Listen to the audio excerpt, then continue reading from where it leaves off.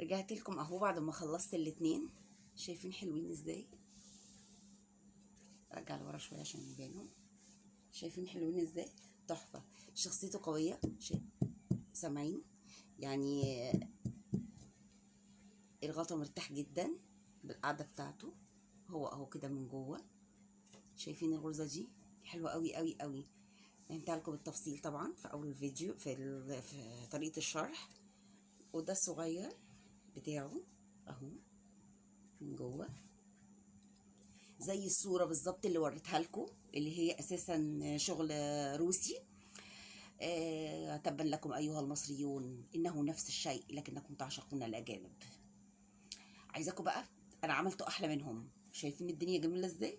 لايك بقى وسبسكرايب وتدعمونا وشير. يا ريت يا ريت يا ريت لو عملتوا شير للفيديو عشان لو يعني في حد تاني يستفيد. اوكي. وان شاء الله هرجع هعمل لكم كل فيديو هنزل لكم طريقه بوكس تانية مختلفه بغرز مختلفه تخليه يطلع زي الصوره اللي انت بتشتغلي منها من على النت بالظبط. باي باي. رجعت لكم اهو بعد ما خلصت الاتنين. شايفين حلوين ازاي؟ رجع لورا شويه عشان يبانوا. شايفين حلوين ازاي؟ تحفه. شخصيته قويه.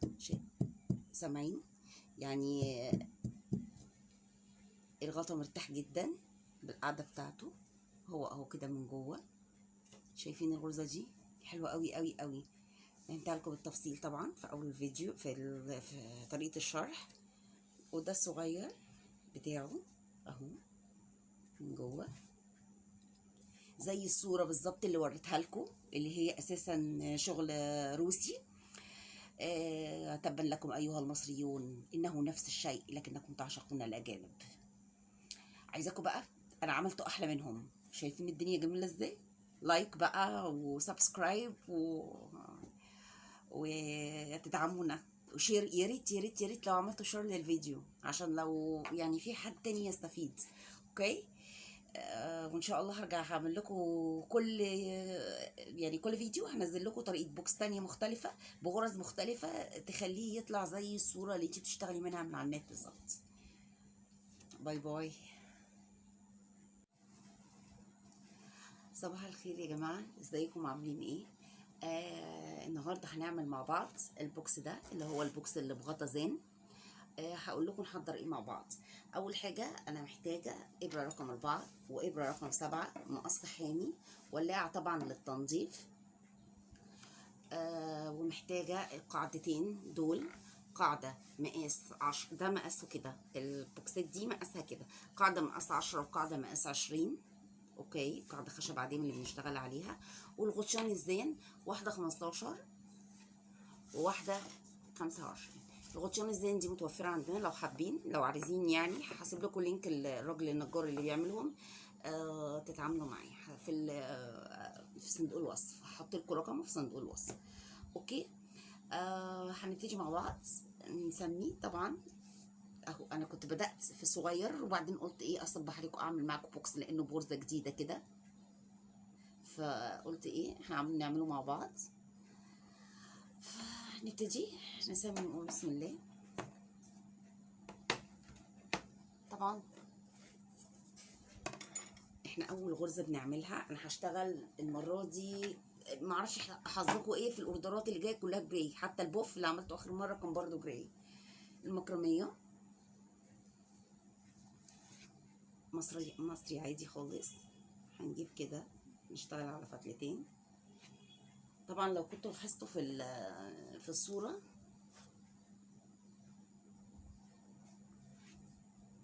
ان القاعده بتاعته خيط، بس انا هعمله خشب وهفهمكم ليه. لو عملنا القاعده كليم الكليم او المكرميه او اللي انت بتفضلي بيه البوكس بتاعك، يعني انا بفضل المكرميه دبل في كل حاجه. بس لو انت مثلا هتعمليه اي نوع، لو عملتي القاعده بتاعته من نفس الماتريال اللي انت شغاله منها، بيعمل ايه؟ الغطا ده تقيل مش خفيف، فلما بيتحط على البوكس من فوق، عن التجربه بقى انا شغاله فيهم كتير، بيعمل ايه؟ بينزل بيريح بيه. تمام. لكن لما بتكون القاعده خشب واحنا شغالين بدبل، يعني سميك هيبقى عنده شخصيه، فبالتالي البوكس هيبقى عملي جدا. هيتغطى ويتشال وهو ليه حيز كده زي ما انت شايفه، تطلع لك النتيجه عمليه في الاستخدام، ودي اهم حاجه طبعا. تمام. طبعا انا قلت ان الغطا، مش عارفه قلت لكم ولا لا، الغطا لازم يكون اكبر من القاعده، يعني ده الغطا بتاع الصغير. اوكي، لازم يكون اكبر من القاعده بالفرق ده اللي هو هيعمل كده هنا، يعني القاعده تبقى على قد المسافه دي هتنزل غطا جواه، ده هينزل غطا جواه، ده هينزل غطا كده جوه البوكس. فانا لو انا عملت ده مقاس ده، الغطا هيبقى صغير، عشان كده بنجيب دي القاعده اصغر شويه من القاعده، يعني لو الغطا 25 تبقى القاعده 20. نسمي الله ونشتغل. ليه محتاجه ابرتين؟ ابره رقم 7 وابره رقم 4.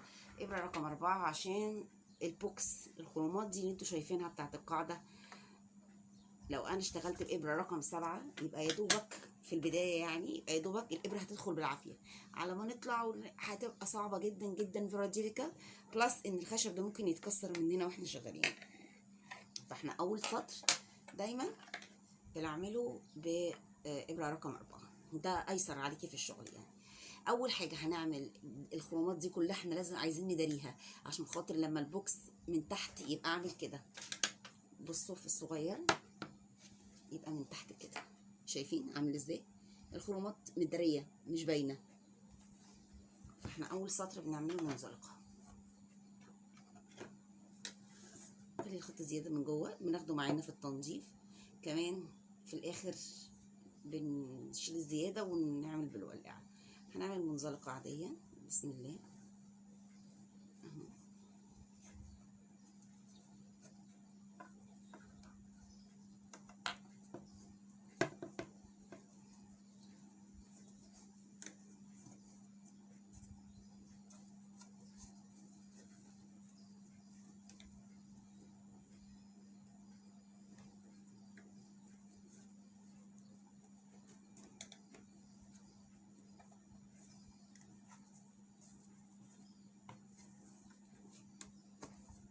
هنعمل اللفه الاولانيه كلها كده منزلقه، وارجع لكم في اخر السطر عشان بس الفيديو ما يبقاش طويل ما تزهقوش مننا.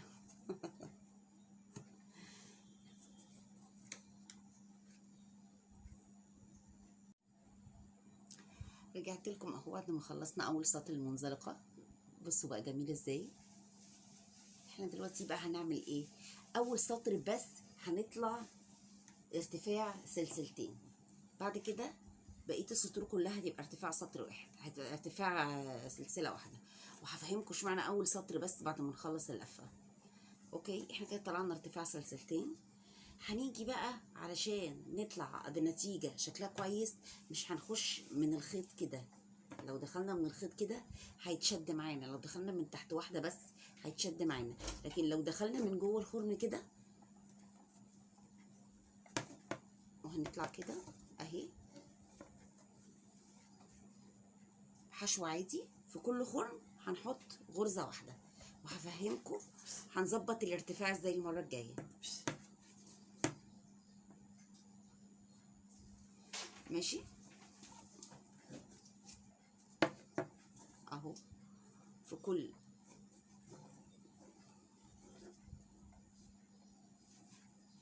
طبعا انتوا فاهمين ان هو صعب عشان نشتغل من وسط الخيط من النص، بس عشان يدي الشكل ده كده. فاهو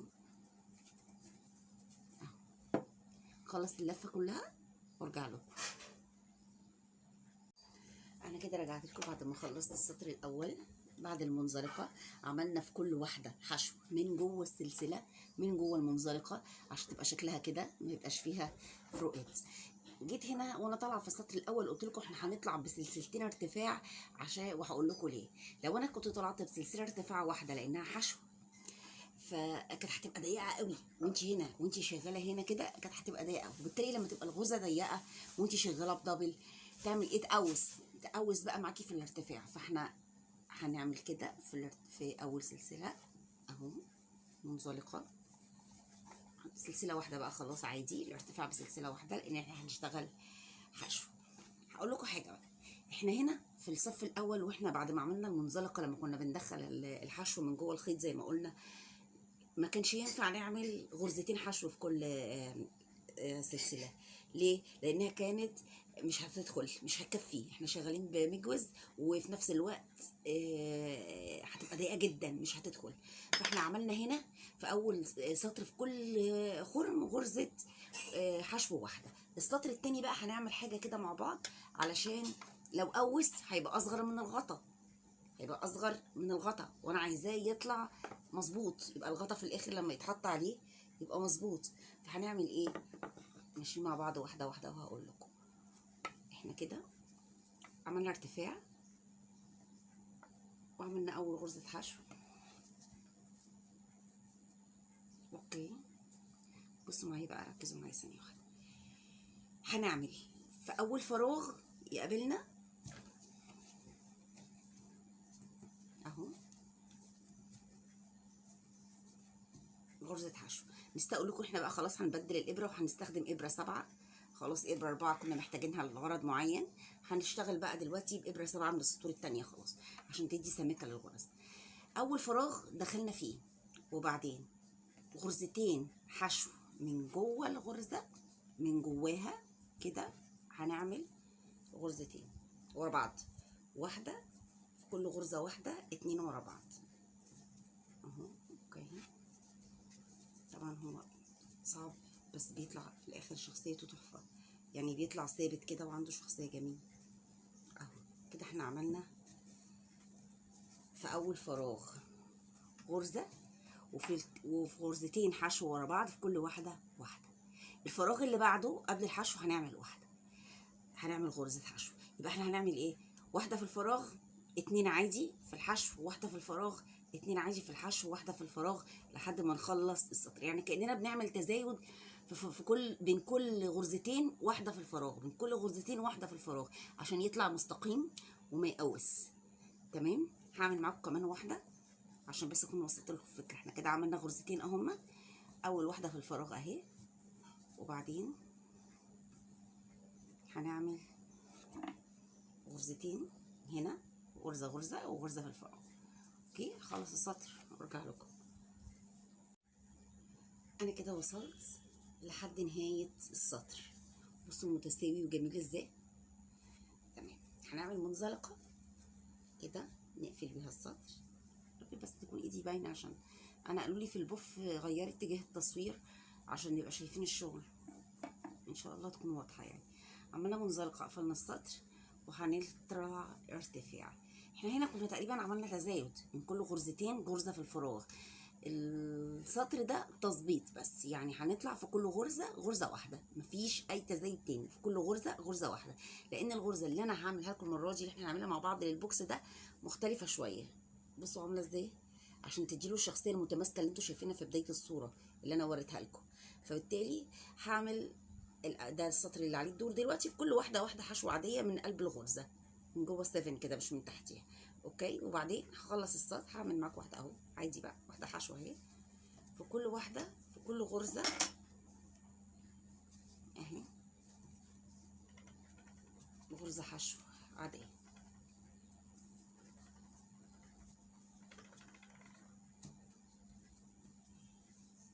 خلص السطر وارجع لكم. وصلنا مع بعض لنهايه اللفه اهو زي ما انتم شايفين. هنعمل منزلقه وهنرتفع سلسله.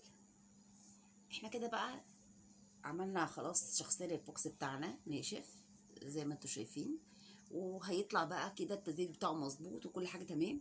احنا بقى عايزين نعمل الغرزه بقى المختلفه اللي بتطلعه، يبقى ليه كده بتديله سنه وسع صغيره من فوق عشان الغطا يدخل ويطلع بسهوله. اوكي، فاحنا طلعنا ارتفاع سلسله زي ما قلنا. اول غرزه حشو هندخل فيها من جوه الغرزه عادي اهو. اوكي،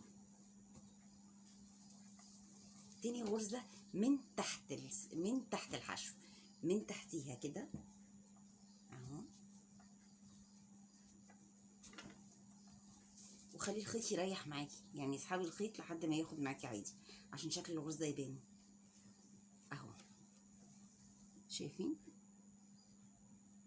واحده حشو عاديه وواحده من تحت الغرزة من السطر من تحت السطر عشان تطلع واخدة الشكل ده كده. هعمل معاكم كمان واحدة، ادي واحدة حشو عادية، اوكي، وواحدة حشو برضو بس من تحت السطر، وخلي كده الخيط ياخد معاكي السطر كله، يعني اسحب الخيط زي ما يجي اهو. تمام، واضحة. هخلص السطر ده وارجع اقول لكم السطر الجاي هنعمل ايه. وصلنا مع بعض اهوت لنهاية اللفة زي ما انتم شايفين، واحدة طويلة من تحت الغرزة وواحدة حشو عادية جوه الحشو نفسه، اوكي. هنعمل منزلقة،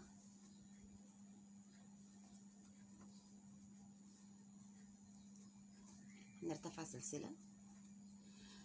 الفكرة ايه هنا بقى؟ لو انا جيت دلوقتي في الحشو الصغيرة دي هي عملت فيها حشو برضو، هيفضل البوكس كله كده، والغرزة اللي احنا عايزينها تبقى بارزة دي هتبقى باينة كأنها بريد امامي. فانا علشان نتفادى الموضوع ده وتفضل شكل الغرزة محافظة على شكلها، يعني شكلها يبقى حلو في الشغل، بصوا هنعمل ايه؟ هنعكس، يعني الحشو الاولى ديت هنعمل من تحتها الغرزة من تحتها كده الصغيرة، واللي كانت المرة اللي فاتت من تحتها الطويلة هنخش فيها نعمل حشو عادي. يبقى هنعكس بس الغرز اللي كانت حشو صغيرة في السطر اللي فات هنعمل فيها حشو طويلة، واللي كانت طويلة هنعمل فيها صغيرة، هنعكسهم. هتفضل لحد الآخر عاملة كده، واحدة طويلة وواحدة قصيرة عكس بعض، فتبقى شكلها حلو قوي. بصوا أنا في البوكس الصغير اللي اشتغلته كده ده بعد تاني سطر، يعني بعد السطر اللي أنا هبدأ فيه، شكلها كده أهي، شايفين؟ فاحنا هنفضل بقى نمشي كده البوكس كله عكس بعض، سطر الصغيره في الكبيره وسطر الكبيره في الصغيره عكس بعض لحد ما نطلع بالارتفاع اللي احنا عايزينه. طبعا انا ده البوكس ده السايز بتاعه 20، فانا مثلا هعمل الارتفاع لحد هنا كده، مثلا نقول 22 او 23، اوكي. وبعدين هرجع لكم بعد ما اخلص عشان نحط الغطا واوريكم هيتقفل ازاي، اوكي. خلص الصغير كمان عشان ارجع لكم بيهم ان شاء الله. بس هنرجع في السطر اللي قبل الاخير عشان نعمل اوريكم التركه الاخيره بس اللي بنقفل بيها السطر، عشان خاطر يبقى معاكم الطريقه كامله A to Z. التفاصيل الصغيره قوي دي بتفرق جدا في الفينش. فهخلص الارتفاع بس بتاعي وارجع نعمل المنزلقه مع بعض، الفينش الاخير اللي هي غرزه المقلوبه ديت بتخليه شكله تحفه في الاخر، اوكي. انا هطلع بالارتفاع كله وارجع لكم. رجعت لكم اهو بعد ما خلصت الارتفاع اللي انا عايزاه تقريبا، يعني من تحت لفوق. بصوا شكله جميل ازاي، بصوا عنده شخصيه قويه ازاي. الغرزه اهي من قريب زي الصوره بالظبط، زي الصوره اللي بدأنا بيها بالظبط كده. ما فضلناش الا نعمل المنزلقه الاخيره عشان نظبط نحط الغطا بقى واوريكم هيبقى شكله عامل ازاي، اوكي. يلا بينا اهي منزلقه عاديه خالص. تعمل ايه؟ هتشده بس هتخليه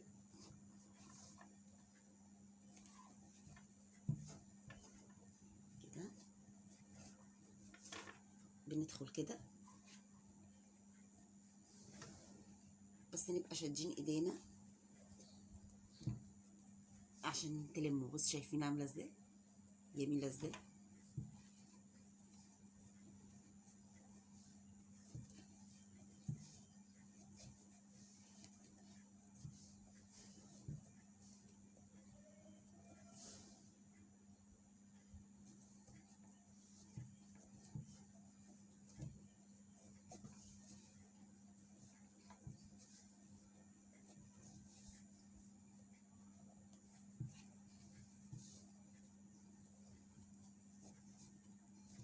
خلص اللفه كلها وارجع لكم.